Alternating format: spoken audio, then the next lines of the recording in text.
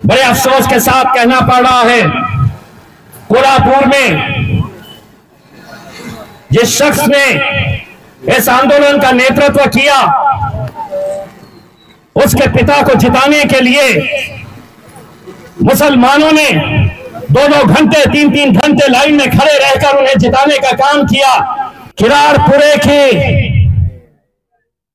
राम मंदिर के ऊपर जब हमला हो रहा था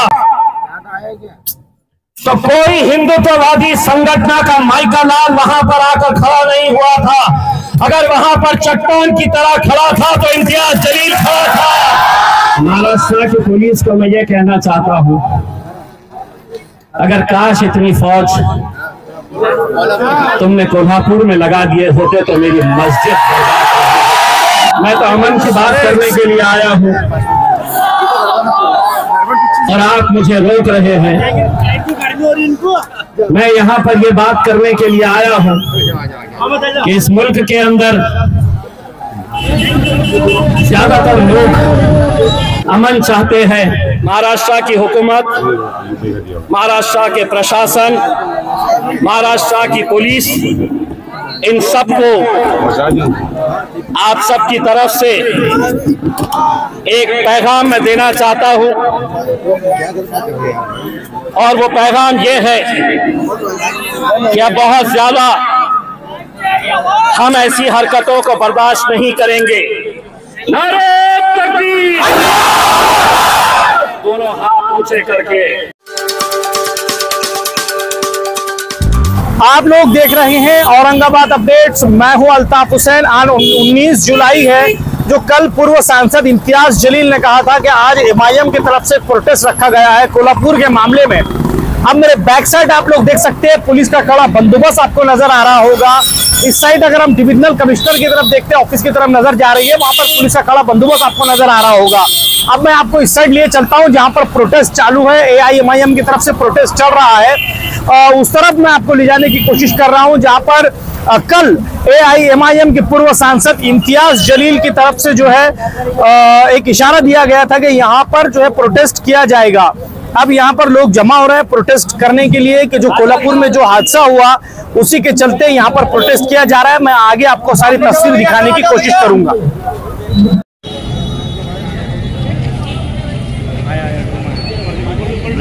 आप लोग यहाँ सामने जाके माइक के सामने जाके ताकि आवाज दूर तक जाए, वो चालू करो बेटा। Hello hello hello hello hello hello. आज से ताल्लुक रखता हूँ, मैं किस फिरके से ताल्लुक रखता हूँ, मैं किस तंजीम से ताल्लुक रखता हूँ, ये सब बातें हमें भूलना होगी।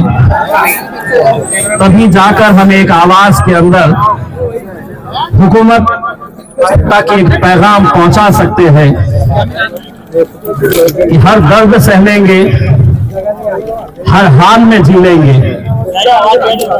लेकिन अगर हमारी इबादत गाहों पर हमला हुआ तो किसी बात के ऊपर हम समझौता नहीं करेंगे।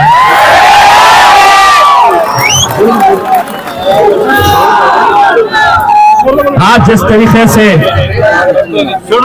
कोल्हापुर में जो मंजर हमें देखने को मिला, कुछ बातें आपको भी समझना बहुत जरूरी है। हमने देखा बहुत कुछ, पढ़ा बहुत कुछ। कोल्हापुर के विशालगढ़ में एक किला है जिसके बाजू 1702, जितना इतिहास मैंने पढ़ा है, 1702 से वहां पर एक दरगाह है।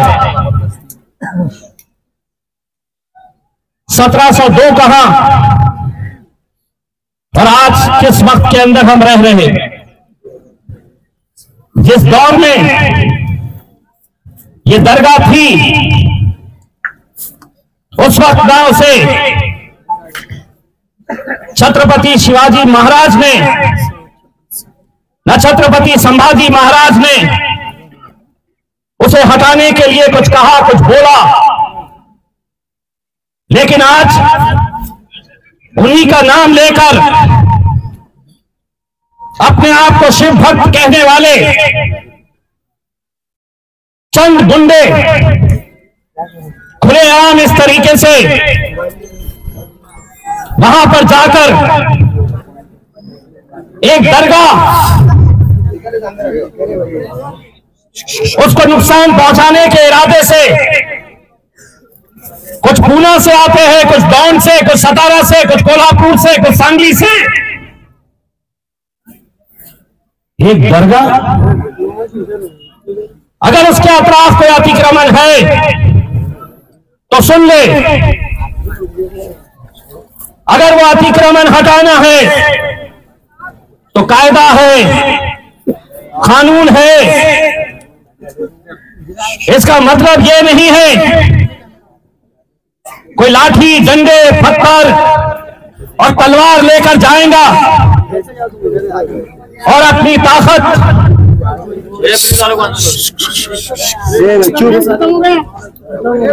तलवार के जोर के ऊपर इस तरह की हरकतें होगी। पुलिस की मौजूदगी में क्या सीआईडी नहीं थी? क्या इंटेलिजेंस को नहीं पता था कि कितनी गाड़ियां पुलिस ये गुंडों की पुणे से निकली है? क्या आईडी को नहीं पता था? लेकिन जब हुकूमत की सरपरस्ती के अंदर इन गुंडों को खुली छूट दी गई है, आप इम्तियाज जलील के घर पे आइए, मैं वो बर्दाश्त कर सकता हूं, लेकिन मेरी मस्जिद, मेरी इबादतगाह, वहां पर मेरी कुरान शरीफ को जलाया जाता है, जानमाज को जलाया जाता है। जिस मेंबर पर खड़े रहकर हम इस मुल्क में हमारे मौलाना, हमारे उलमाए दीन उसी मेंबर के ऊपर खड़े रहकर इस मुल्क के अंदर अमन रहे, भाईचारगी रहे, इसकी दुआ करते हैं, वो मेंबर को भी तोड़ दिया जाता है। मस्जिद के ऊपर मीनार पे भगवे झंडे लेकर कैसे तोड़फोड़ की जाती है, कैसे नारे लगाए जाते हैं। मैं उन तमाम गुंडों से एक बात पूछना चाहता हूं, आपका मजहब, आपका धर्म आपका है, मेरा मजहब मेरा है, लेकिन जब मस्जिद में आप आतंक मचा रहे, तोड़फोड़ कर रहे, हाथ में भगवे झंडे लेकर भगवान राम के नारे लगा रहे, तो मैं तुमसे पूछना चाहता हूं, किस मजहब ने और किस भगवान ने तुम्हें यह इख्तियार दिया है, यह इजाजत दी है कि जाओ किसी दूसरे मजहब की इबादतगाहों के अंदर जाकर इस तरह की तोड़फोड़ करो? मेरा मजहब क्या है, बहुत दूर जाने की जरूरत नहीं। इसी किरारपुरे के राम मंदिर के ऊपर जब हमला हो रहा था तो कोई हिंदुत्ववादी संगठन का माइका लाल वहां पर आकर खड़ा नहीं हुआ था। अगर वहां पर चट्टान की तरह खड़ा था तो इम्तियाज जलील खड़ा था।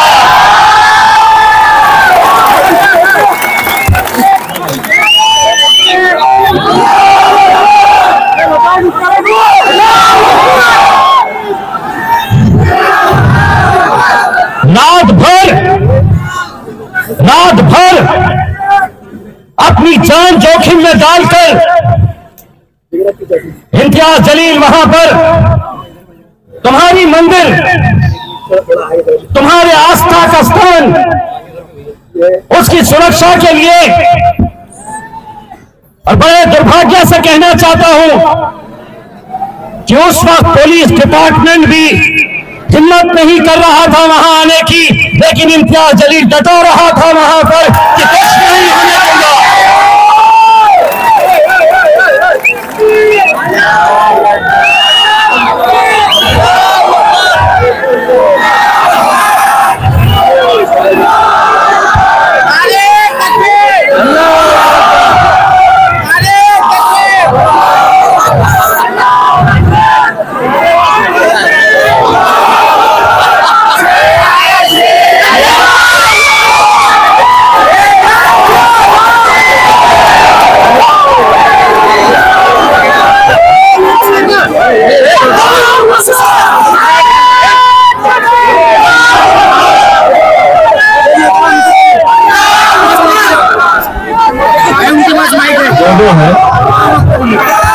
मुझे देखना चाह रहे हैं,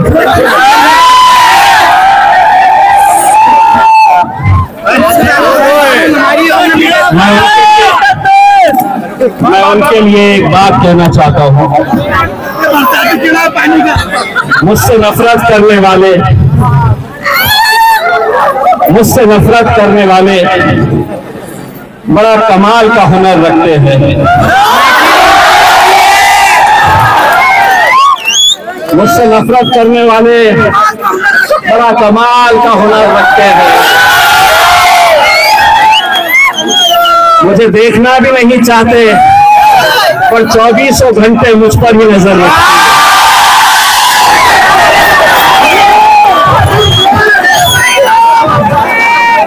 मैंने पुलिस डिपार्टमेंट से कहा था कि ये कोई सियासी जलसा नहीं है, मुझे ये इख्तियार है कि मैं जमहूरी तर्ज के ऊपर, लोकशाही ने मुझे जो अधिकार दिया है उसका इस्तेमाल करते हुए मैं शांतिपूर्ण तरीके से अपनी नाराजगी का इजहार कर सकता हूं।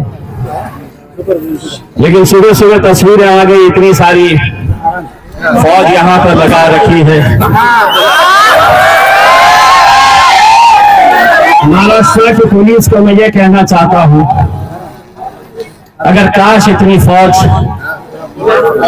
तुमने कोल्हापुर में लगा दिए होते तो मेरी मस्जिद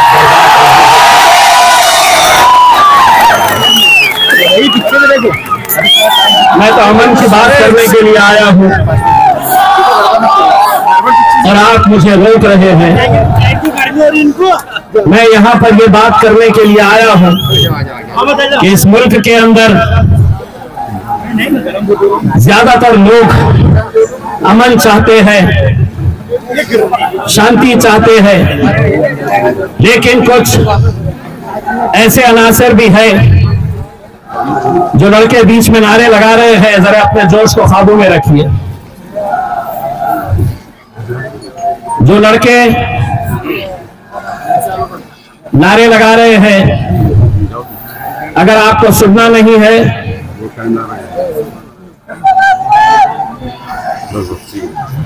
मैं अनुरोध करूंगा, ये जो बीच में बच्चे हुल्लड़बाजी करने की कोशिश कर रहे हैं इन्हें रिकॉर्ड करें। मैं जैसा आपको बता रहा हूं, यहां पर हम कोई हंगामा बर्पा करने के लिए नहीं आए हैं। हम अपना गुस्सा, हमारी नाराजगी सरकार तक पहुंचाने के लिए आए हैं।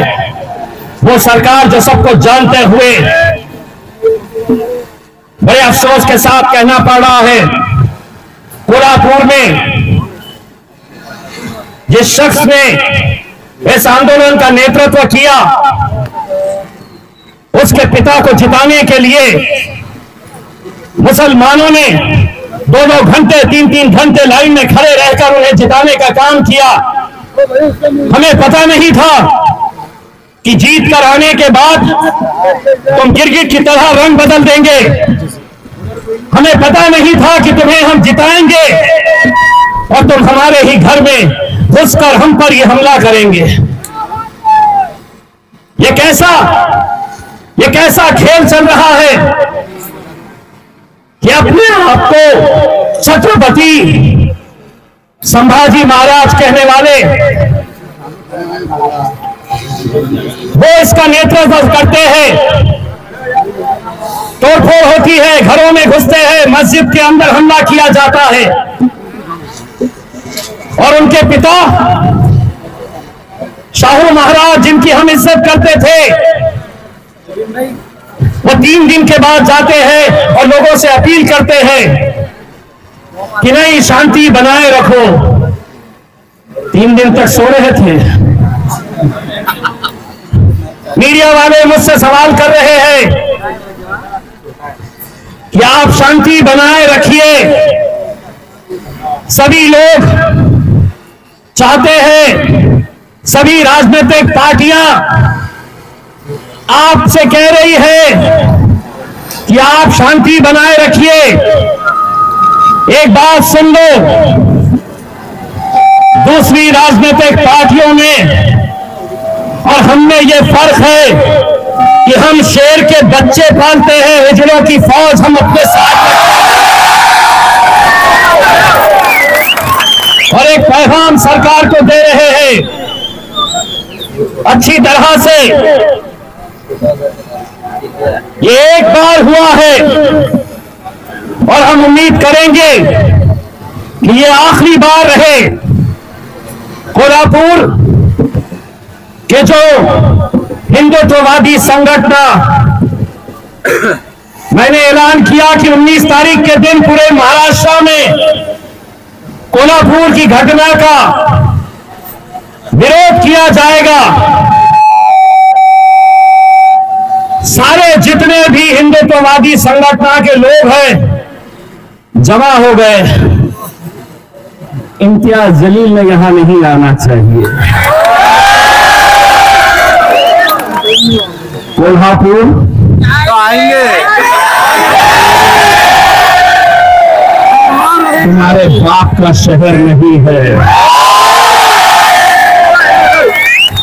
इम्तियाज जलील हिंदुस्तान के अंदर कहीं भी आ सकता है, जा सकता है। और यह मत समझना कि इम्तियाज जलील वहां नहीं आने वाला। बैंड बाजा बारात के साथ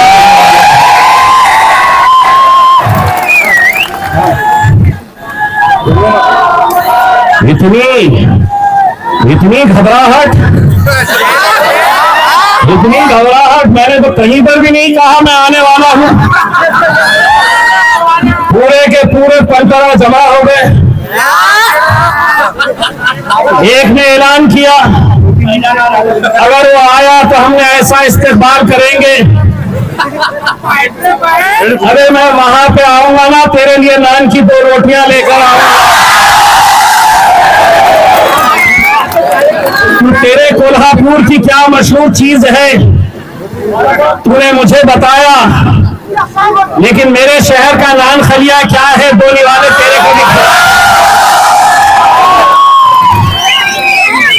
बड़ा से शरीफ क्या होगा जो आ रहा है।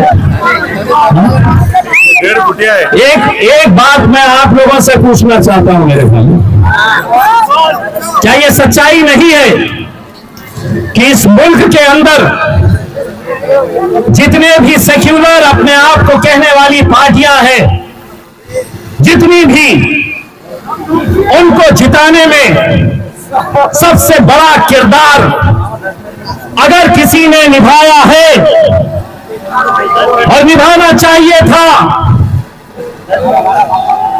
क्योंकि हम नरेंद्र मोदी और उनकी हुकूमत के खिलाफ है।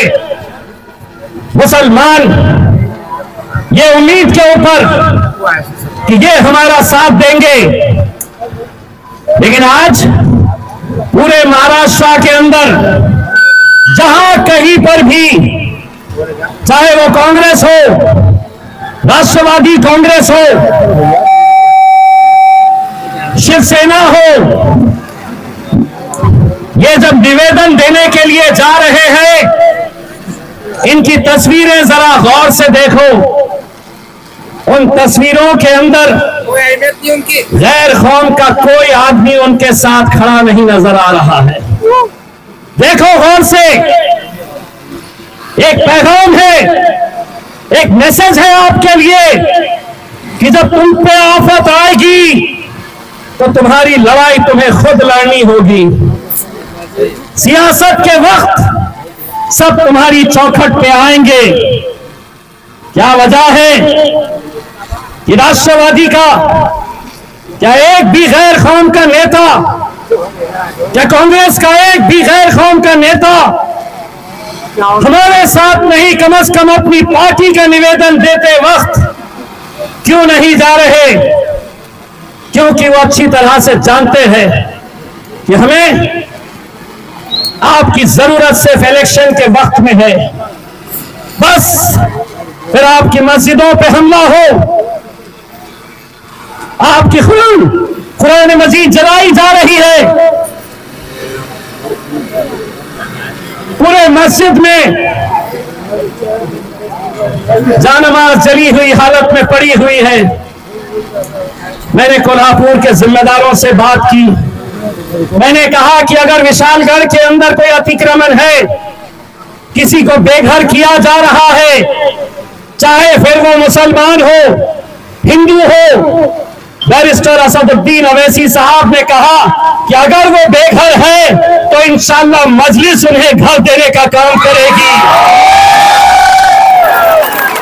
मैंने कोल्हापुर के जिम्मेदारों से यह कहा कि आप पहचानिए, गरीब का कोई मजहब नहीं होता है मेरे भाई।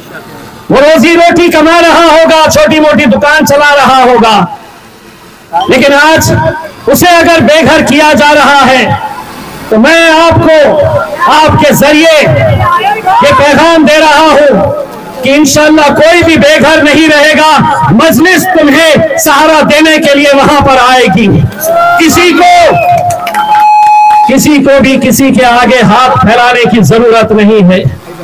अल्हम्दुलिल्लाह मेरे कायद बैरिस्टर असदुद्दीन अवैसी साहब, इम्तियाज जलील और मेरे इतने सारे भाई तुम्हारे इस बुरे वक्त के अंदर, तुम्हारी इस मुश्किल घड़ी में कांधे से कांधा लगाकर तुम्हारे साथ खड़े रहने के लिए पूरी तरह से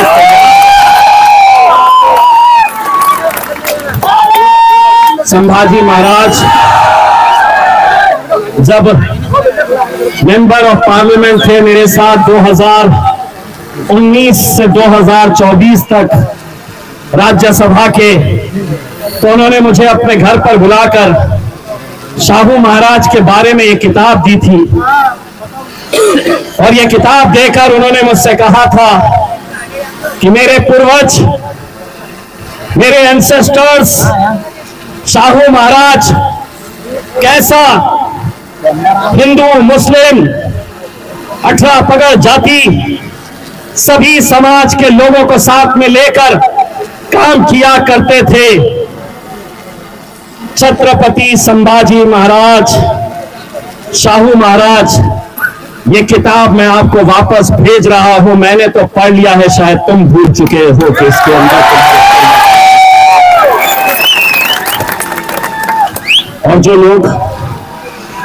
और जो लोग ये कह रहे हैं, जरा सी अगर कुछ बात हो तो मैं पिछले 2 दिन से देख रहा हूं फिर इम्तियाज जलील के बारे में कोई किसी से पूछ रहा है कि आज बारिश होगी का, तो बोले नहीं, इम्तियाज जलील बहुत गलत आदमी है। आज इतने बादल निकले हुए हैं, क्या वजह है? इम्तियाज जलील बराबर आदमी नहीं है। दोस्तों, आज मौलाना सज्जाद नोमानी साहब, इनका नाम जब निकलता है तो खुद ब खुद एहतराम में सर झुक जाता है मेरे भाई। मुफ्ती मोइजुद्दीन खाजमी साहब, जब उन्हें देखते हैं हम तो खुद ब खुद हमारा सर झुक जाता है एहतराम में। शाहगंज की मस्जिद के मौलाना मुजीब साहब, उनके चेहरे के नूर को देखकर खुद ब खुद इज्जत से, एहतराम से, मोहब्बत से अपना सर झुक जाता है मेरे भाई।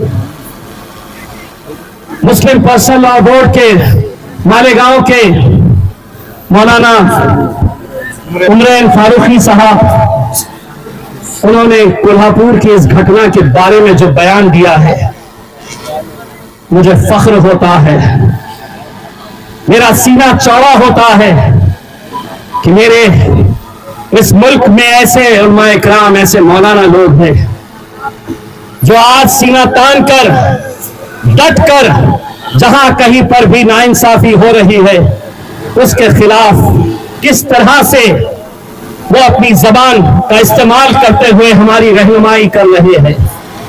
लेकिन मैं उन लोगों की मुखालिफत करता रहूंगा, उन लोगों की मुखालिफत करता रहूंगा जो इलेक्शन के वक्त हमसे ये कह रहे हैं कि इन्हें वोट दे, और आपकी इज्जत रखते हुए, आपका एहतराम करते हुए हम कर रहे हैं। लेकिन अब मुफ्त में नहीं होना चाहिए। जब भी कोई फैसला करे तो सौदेबाजी होनी चाहिए, और सौदा ये होना चाहिए कि ये कौम तुम्हारा साथ देगी। 4 MP तुम्हें जिताना होगा मुसलमानों के भी। हम जिता कर ला रहे, हम जिता कर ला रहे। विधान परिषद का इलेक्शन आ जाता है, विधान परिषद का, MLC का इलेक्शन 10 दिन पहले 12 उम्मीदवार, एक भी मुसलमान को टिकट नहीं दिया जाता। 30 साल के बाद, 30 साल के बाद महाराष्ट्र की विधान परिषद के अंदर एक भी मुस्लिम नुमाइंदा नहीं है। मुस्लिम मुक्त विधान परिषद महाराष्ट्र के अंदर हो चुकी है। और हम देखिए हम कैसा अलग अलग उसमें, कोई कल जाकर दे रहा, कोई परसों जाकर दे रहा। अरे अगर तुम मुझे कहते कि हम इसका नेतृत्व करेंगे तो इम्तियाज जलील वहां जाकर खड़े रहता था। लेकिन ऐसे मुद्दों के ऊपर मेरे भाई हम बटे रहेंगे तो हमारे मस्जिदों पे हमले होते रहेंगे। एक मुद्दा जहां पर मजहब पर ठेस पहुंची, जहां हमारी इबादत गाहों पर हमले हुए, मेरे भाइयों हम सबको एक प्लेटफॉर्म के ऊपर आने की जरूरत है। मेरे भाई, हमें आने की जरूरत है। मैं कई मर्तबा मैंने आपके मुंह से ये सुना है, मेरे खिलाफ बोलिए, लेकिन मुद्दा क्या है, किस मुद्दे के लिए हम जमा हो रहे हैं। सिर्फ मैंने आज ये जमा किया तो चलिए उससे पहले इम्तियाज जलील से पहले जाकर 8-8, 10-10 अपनी पार्टी के लोगों को लेकर गए। अगर हम सब साथ में मिलकर कंधे से कंधा लगाकर जाएंगे तो किसी गैर के अंदर हिम्मत नहीं है। वो जानते हैं कि हम सियासी तौर के ऊपर बटे हुए हैं, हम फिरकों में बटे हुए हैं। इसीलिए आज इस खुले तौर के ऊपर हमें निशाना बनाया जा रहा है। बार बार मुझे जो निशाना बनाया जा रहा है,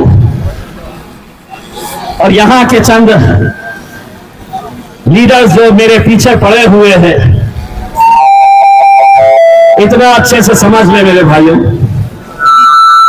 ओहदा गया है Imtiaz Jaleel member of parliament का ओहदा गया है, जलवे वही रहने वाले हैं, ताकत अल्हम्दुलिल्लाह वही रहने वाली है। जहां पर भी नाइंसाफी होगी, जहां पर भी जुल्म ज्यादती होगी, वहां पर यकीनन मेरी सबसे बड़ी ताकत, हमारी सबसे बड़ी ताकत अगर कोई है तो मेरे रब के बाद ये मेरी दीवानगी की मोहब्बत करने वाली है।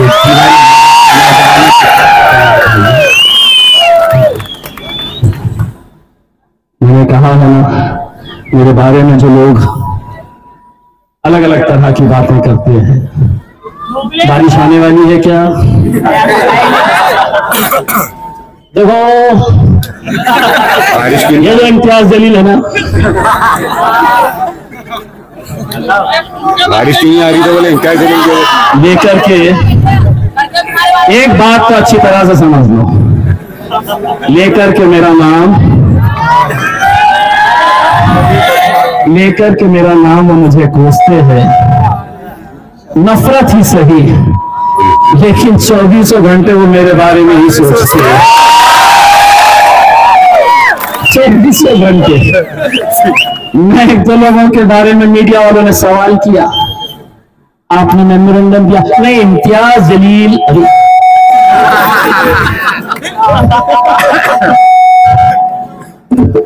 मेरे भाई, हम 10 लोग 5 लोग जो हमारे मोअज़्ज़िज़ उलमाए किराम है, उनकी रहनुमाई में एक डेलीगेशन डिवीजन कमीशन को मेमोरेंडम देने के लिए जा रहा है। एक बात मैं आप लोगों से, मेरे दोस्त, मेरे भाई, मेरे कलमे के भाई, इस हैसियत से मैं आपको अव्वल गुजारिश करना चाहता हूं कि कल दोपहर में जब पुलिस ने इस आंदोलन के लिए परमिशन नहीं दी, लिखित में कह दिया कि हम परमिशन नहीं देंगे, तो मैंने जाकर पुलिस के वरिष्ठ अधिकारियों के साथ बैठा और मैंने उनको जबान दिया कि साहब अल्हम्दुलिल्लाह मैं 10 साल से इस शहर की, इस जिले की नुमाइंदगी करता हूं, कभी भी एक भी ऐसी घटना नहीं हुई है कि जहां मुझे अपना सर शर्म से झुकाना पड़ा। मैंने उनको ये गवाही दी कि साहब ये परमिशन आप दो, उसकी जिम्मेदारी मैं लेता हूं, और फिर उनको ये भी कह दिया आप दो या ना दो। ये अजीब कैफियत है कि तुम मेरे घर तक आ जाओगे, तुम मेरे मस्जिद में घुस जाओगे और मैंने उसका एहतजाज भी नहीं दर्ज कराना चाहिए। यह अजीब माहौल तैयार किया गया है। इसीलिए यहां से जब हम डेलीगेशन लेकर अंदर जाएंगे, मैं तमाम नौजवानों से यह हाथ जोड़कर अपील करूंगा कि यहां पर निकलते वक्त दुरूद शरीफ पढ़िएगा, अभी दुआ होगी, और दुआ के बाद हम लोग अपने अपने घर की तरफ कूच करेंगे। बस इतना, महाराष्ट्र की हुकूमत, महाराष्ट्र के प्रशासन, महाराष्ट्र की पुलिस, इन सबको आप सबकी तरफ से एक पैगाम मैं देना चाहता हूं, और वो पैगाम ये है कि अब बहुत ज्यादा हम ऐसी हरकतों को बर्दाश्त नहीं करेंगे। इसके बाद अगर कुछ हुआ, ऐसी घटना हुई, तो सरकार किसी की भी हो, ये मत समझना कि हम कमजोर हैं, ये मत समझना कि हम कुछ कर नहीं सकते, ये समझ लेना कि हम इस मुल्क से मोहब्बत करते हैं। ये मुल्क हमारा उतना ही है जितना तुम्हारा है, इसीलिए इस मुल्क में अमन कायम रहे, यही हमारी कोशिश है। जाते जाते मेरी आवाज में आवाज लगाओ और वो पैगाम दो, नारे तकबीर, दोनों हाथ ऊंचे करके नारे तकबीर।